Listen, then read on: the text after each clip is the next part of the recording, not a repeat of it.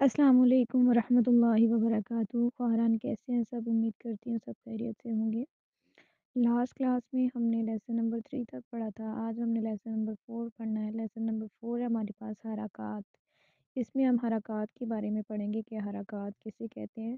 آپ کو پتہ ہونا چاہیے کہ زبر، زیر اور پیش کو ہم حرکات کہتے ہیں، ٹھیک ہے؟ تو یہ تختی جو ہے وہ اس میں ہم حرکات کے بارے میں پڑھیں گے، ٹھیک ہے؟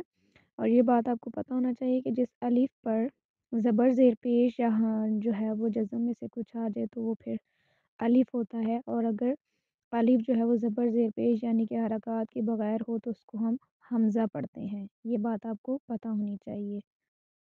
شروع کرتے ہیں جی۔ تختی نمبر 4، اس میں ہمارے پاس سب سے پہلے حمزہ زبرہ۔ اب دیکھیں الف کے اوپر زبر آ رہی ہے تو اس کو ہم حمزہ پڑھیں گے، ٹھیک ہے؟ یعنی کہ حرکات میں سے کچھ آ رہا ہے تو اس کو ہم کیا پڑھیں گے؟ حمزہ زبر آ۔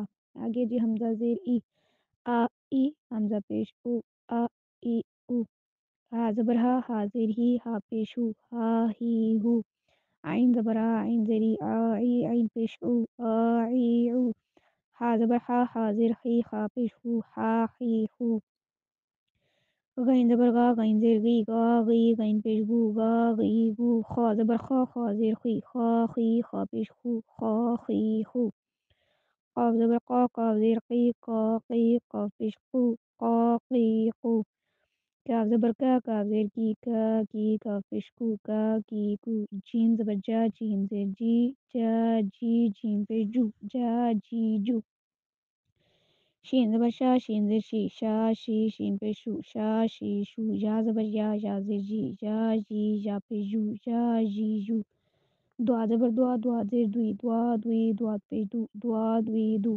لام زبر لام زیر لی، لا لی، لام پیش لو، لا لی لو، نون زبر نون زیر نی، نا نی، نون پیش نو، نا نی نو،